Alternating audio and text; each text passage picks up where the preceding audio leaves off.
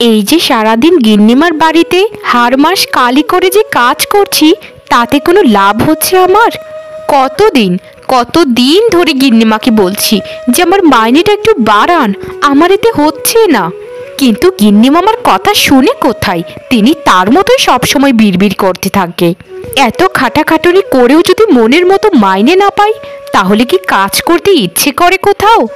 আমার কথাই, এই মাসে যদি গিন্নিমা মাইনেটা না বাড়িয়ে দিয়েছেন, তো আমি কাজ ছেড়ে দিয়ে চলে যাব। আমার কাজের অভাব নেই, এখানে পড়ে পড়ে কাজ করে আমার কোনো লাভই নেই। বাহ বাহ বাহ বাহ বাহ, মেয়ে তো খুব ভালোই। তা চম্পা, তোর কি এখন কাজে আসার সময় হয়েছে? এটা ঘড়ির দিকে তাকিয়ে দেখ তো কয়টা বাজে। তা আমি খাবই বা কখন, আর ওষুধটা খাবই বা কখন? তুই দিন দিন বড্ড অলস হয়ে যাচ্ছিস রে, সেটা তো আমি খেয়াল করছি। তোকে কতবার করে বলেছি যে ঘরে ঢুকি আগে রান্নাঘরে গিয়ে কাজগুলো করে তারপর বাড়ির অন্য সব কাজ করবি।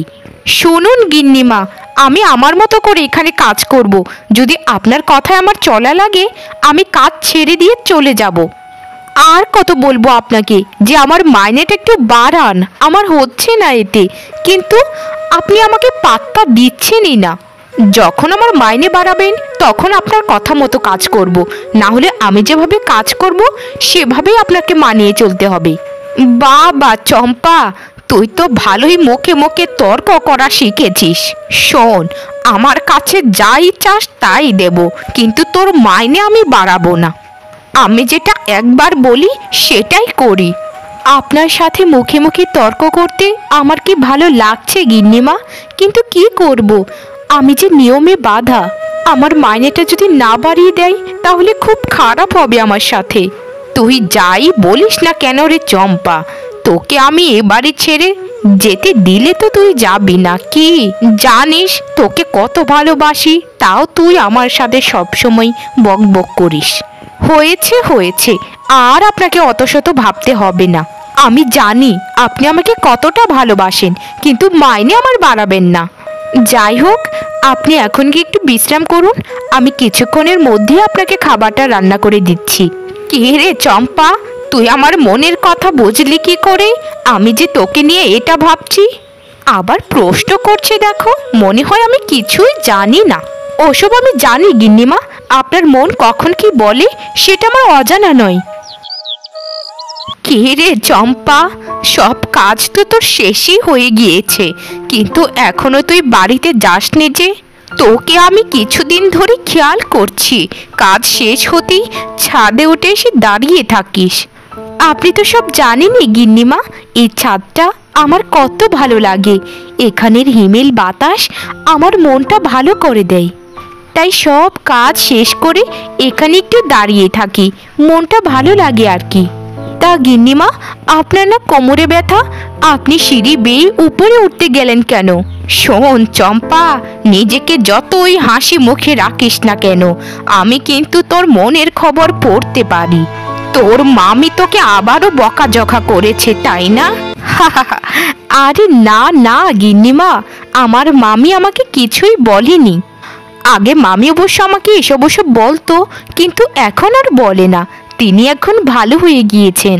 কি জানি চম্পা, তুই আমাকে মিথ্যে কথা বলিস নাকি সত্য বলিস কিছুই বুঝি না। তোর জীবনটা কত দুঃখের রে চম্পা, তোর মা বাবা নেই, কেউ নেই। আচ্ছা তাহলে এখন বাড়িতে চলে যা।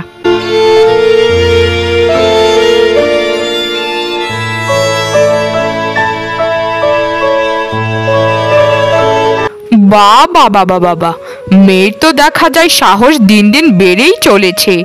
তা বাড়িতে যে ঢুকেছিস আমাকে বলে কয়ে ঢুকেছিলিস? আর আজকে কি মাইনে পেয়েছিস নাকি আজকেও পাসনি? কই মাইনের টাকাটা আমাকে তাড়াতাড়ি হাতে তুলে দে। মামি, এ কি বলছেন আপনি? কিছুদিন আগেই তো মাইনে পেলাম, 15 দিনও হলো না, এখন আবার কিসের মাইনে?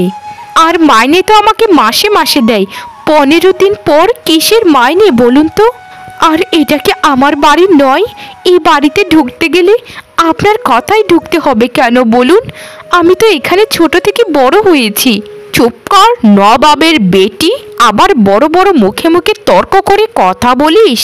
শোন, আজ তোকে ক্ষমা করে দিলাম, কিন্তু আগামী মাসে মাইনে কিন্তু ডবল চাই আমার। দ্বিগুণ মাইনে যদি আমার হাতে তুলে না দিয়েছিস তো তোর কপালে আমি ঝাঁটা দিয়ে তোর কপালের ছাল চামড়া উঠিয়ে ফেলবো। কথাটা মনে রাখিস অপয়া মেয়ে।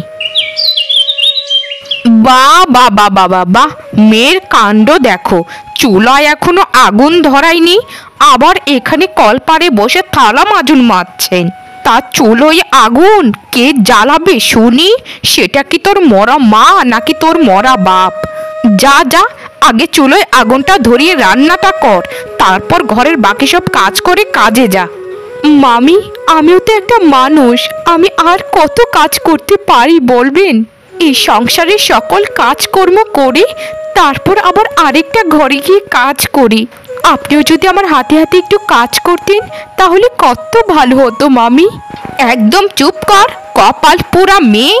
মা বাপটাকে তো জন্মের পরপরই খেয়ে ফেলেছিস, আবার আমাকেও এখন খেতে চাস, তাই তো? এই সংসারে থাকতে গেলে ঘরের সব কাজ করে তারপর কাজে গিয়ে টাকা এনে আমার হাতে তুলে দিবি, না হলে তোকে ঘাড় ধাক্কা দিয়ে এখান থেকে তাড়িয়ে দেব, বুঝেছিস? আর শোন, তোকে যেটা বলেছি যে আগামী মাসে কিন্তু দ্বিগুণ মাইনে চাই আমার। মামি, আমি গিন্নিমার কাছে বলেছি যে মাইনেটা আমার একটু বাড়ান, কিন্তু গিন্নিমা আমার কোনো কথাই শোনেন না। উনি যদি আমার মাইনে না বাড়ান আমি কি করতে পারি বলুন মামি? আমাকে একটু বোঝুন মামি, এত অত্যাচার আর অবিচার করবেন না আমার উপর। আর যদি আমার জায়গায় আপনার নিজের পেটের মেয়ে হতো, আপনি কি পারতেন এরকম করতে বলুন? ওরে বাবা রে বাবা, যাত্রাপালার অভিনয় চলছে এখানে। শোন শোন, তোর এইসব ফালতু কথা শোনার আমার সময় নেই। আমি যেটা বলেছি সেটা যদি করিস তাহলেই তুই এই সংসারে থাকতে পারবি। আমি জানি না মামি গিন্নিমা আমার মাইনে বাড়াবেন কিনা, কিন্তু আজকেও আমি ওনাকে বলবো। ঠিক আছে ঠিক আছে, আর একটা কথা বলতে হবে না, কাজগুলো করে এখনই এখান থেকে বিদায় হ। তুই বাড়িতে থাকলে আমার গাটা জ্বলে। কিছু বলতে না বলতেই নাকা কান্না জুড়ে দিস, এই জন্যই তোকে আমি দু চোখে দেখতে পারি না। গিন্নিমা, ও গিন্নিমা, আজকে আমি আপনাকে একটা কথা বলবো, এই কথা আপনাকে রাখতেই হবে। যদি না রেখেছেন তো আমি সত্যি সত্যি কাজ ছেড়ে দেব। তুই যাই আমাকে বলিস না কেন, আমি তোর মাইনে বাড়াবো না। তোর কাপড় লাগবে কাপড় কিনে দেব, খাবার লাগবে খাবার দেব, কিন্তু মাইনে বাড়াচ্ছি না বাপু। যা যা, আর তোকে কথা বলতে হবে না কোনো, এখন কাজগুলো গিয়ে করে ফেল, শরীরটা একটু খারাপ লাগছে আমার। আপনি তো পাশান কেন গিন্নিমা? আমার মাইনেটা বাড়ালে আপনার সমস্যা কোথায়? আমি তো বলেছি যে মাইনে বাড়ালে আমি কাজ বেশি বেশি করে করব, তবু আপনি আমার কোনো কথাই শুনতে পান না। শুধু এ মাসেই কাজ করব, আগামী মাস থেকে যদি আমি আসি তাহলে আমার নামও চম্পা নয়। এটা তুই গত বছর থেকেই বলছিস যে মাইনে না বাড়ালে আগামী মাস থেকে আর আসবি না। আমি জানি রে চম্পা, তুই এ বাড়িতে না এসে কখনোই থাকতে পারবি না। তুই কতটা ভালোবাসিস আমায় সেটা জানি। কে রে চম্পা, আমার কথা কি তোর কানে পৌঁছয়নি? যা এখন কাজগুলো করে ফেল, আর আমি তোর মাইনে কখনোই বাড়াবো না। চম্পা, এই চম্পা, এই হতচ্ছাড়ি, কোথায় গেলি রে? কাজটা শেষ করে এসে নিজেকে কি মহারানী ভাবিস নাকি যে বিছানায় শরীরটা এলিয়ে দিস? চম্পা, আরে কই গেলি রে হতচ্ছাড়ি চম্পা? গতটা নাড়িয়ে এদিকে একটু দেখে যায় এসে, তোর সাথে আমার অনেক কথা আছে। মামি, শরীরটা অনেক খারাপ লাগছে তাই একটু শুয়েছিলাম। সারাটা দিন কাজ করি, সংসারের কাজ সামলেও ওখানে গিয়ে কাজ করি, শরীরটা আর কত চলবে বলুন? কী জন্য ডেকেছেন বলুন মামি, আমি একটু ঘুমিয়ে পড়বো আজ তাড়াতাড়ি। বাবা রে বাবা, মেঘ দেখা যায় বুলি ফুটেছে নতুন নতুন। তা তোকে যে বলেছিলাম মাইনেটা বাড়াতে, সেটা কি তোর গিন্নিমা বাড়িয়েছে নাকি বাড়ায়নি? বাড়াক মাইনে আর না বাড়াক, আগামী মাস থেকে কিন্তু আমাকে ডবল মাইনে দিতে হবে। আর শোন একটা কথা, তোর মামা যে শহরে থাকে ওনারও কাজ নেই, ওনাকেও টাকা পাঠাতে হবে এখান থেকে। ওখানে একটা কাজ করবেন, সেটার জন্য টাকা লাগবে। এ কি কথা বলছেন মামি? মামার কাজ নেই মানে? আমাকে তো আগে বলেননি আপনি। আমি কিভাবে একটা মেয়ে হয়ে এত কিছু করব মামি? আমি শুধু একটাই কাজ করি। একটু দয়া করুন মামি, একটু দয়া করুন। এত কিছু সামলিয়ে কাজ করে এত টাকা মাইনে পাওয়া আমার পক্ষে সম্ভব নয়। চুপ কর হতচ্ছাড়ি, আমি যা বলছি তোকে তাই করতে হবে। তুই আগামী মাসে আমাকে ডবল মাইনে দিবি, ব্যাস। এখন এখান থেকে চলে যা। আর শোন, আমার রাতের খাবারটা দিয়ে যা।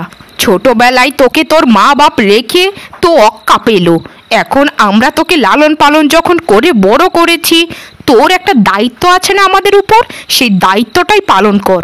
শুধু শুধু ন্যাকা কান্না করবি না, ঠিক আছে? ঠিক আছে মামি, আমি বুঝতে পেরেছি আপনার কথা। আমি কাল সকালেই গিন্নিমাকে বলবো, বেশি হলে পায়ে ধরে বলবো যে আমার মাইনেটা বাড়াতে। আরে চম্পা, তুই চলে এসেছিস? তোর অপেক্ষায় করছিলাম। একে শুনছি আমি। কেন গিন্নিমা আমার জন্য অপেক্ষা করছেন মানে? কিছু কি বলবেন আমায়?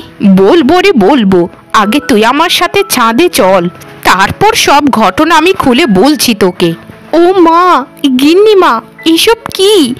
এত পিঠা, এত সুন্দর কেক, আমি তো জীবনেও এরকম খাবার কোনোদিন চোখে দেখিনি। আজকে কি আপনাদের এখানে কোনো নেমন্তন্ন আছে নাকি কারো অনুষ্ঠান? আমাকে বলুন গিন্নিমা। যদি আজ কারো নেমন্তন্ন থাকে তাহলে আমি নিচে গিয়ে তাড়াতাড়ি কাজগুলো সেরে ফেলি। আজকে আর তোকে কাজ করতে হবে না রে, তুই ওখানে গিয়ে বস, তারপর তোকে সব কিছু আমি খুলে বলছি। চম্পা রে, আজকে তোর জন্মদিন, অনেক অনেক শুভেচ্ছা জন্মদিনের। এই সব কিছুই তোর জন্য। তোর পছন্দের জায়গাটাই আমি নির্বাচন করেছি তোর জন্মদিনটা পালন করব বলে। এখন সব কিছু খেয়ে নে মা, তোর জন্যই এসব কিছু আমি নিজের হাতে রান্না করেছি।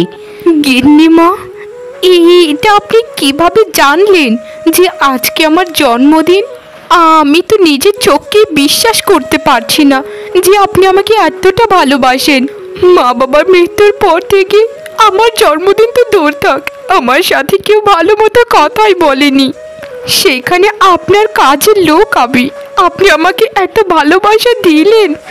আপনি সত্যি অসাধারণ, আপনার মতো মানুষ এই পৃথিবীতে হয় না। এই এই একদম কাঁদবি না বলছি, একদম কাঁদবি না। তোকে কাঁদতে দেখতে আমার একদম ভালো লাগে না রে মা। তুই হাসি খুশি থাক, সেটাই আমি চাই সব সময়। আরে আজ কি হলো? গিন্নিমার কোনো সারা শব্দ নেই। ঘরে গিয়ে দেখি তো আজ কত কাজ আমার। গিন্নিমা, ও গিন্নিমা, আপনার কি হয়েছে বলুন? আমি তো কিছুই বুঝতে পারছি না। আর গিন্নিমার হাতে ওটা কি? ওটা তো একটা চিঠি। চম্পা, আমি তোর গিন্নিমা বলছি। চিঠিটা রাতে লিখছি। শরীরটা না খুব খারাপ লাগছে রে, মনটা ভালো ঠেকছে না। মনে হচ্ছে এই বুঝি মারা যাব। নিঃশ্বাস নিতেও খুব কষ্ট হচ্ছে রে। শোন চম্পা, আমার কোনো ছেলে মেয়ে নেই রে মা। তুই যেদিন এ বাড়িতে প্রথম এসেছিলিস সেদিনই তোকে আমি খুব ভালোবেসে ফেলেছিলাম। তুই অনেক অসহায় রে মা, তাই তোর কথা ভেবে আমি তোর নামে আমার যত সহায় সম্পত্তি আছে সব কিছুই লিখে দিয়ে গেলাম। লিখে দিয়েছিলাম অবশ্য 6 মাস আগেই। সেই কাগজটা আলমারিতে তুই পাবি। আর আমার যত গয়না আছে সব কিছুই তোর নামে লিখে দিয়ে গেলাম। ওখান থেকে একটা গয়নাও কিন্তু তোর মামা মামিকে দিবি না, বুঝেছিস মা? আর শোন রে মা, তুই সব সময় বলতিস না যে তোর মাইনে আমি কেন বাড়াই না? ওটার জন্যই। তোর মামা মামি তোকে যা অত্যাচার করে আমি সব কিছুই জানি। মাইনের একটা টাকা তো নিজে খেতে পারিসনি, তাই তোর মাইনেও আমি কোনোদিন বাড়াইনি, তোকে এড়িয়ে গিয়েছি। আমি যদি মারা যাই মা, তুই এ বাড়িতেই থাকবি সারা জীবন। সব সময় ভালো থাকিস রে মা, আমি ওপর থেকে তোকে সব সময় দেখব। ইতি তোর গিন্নিমা। কেন গিন্নিমা, কেন? গিন্নিমা।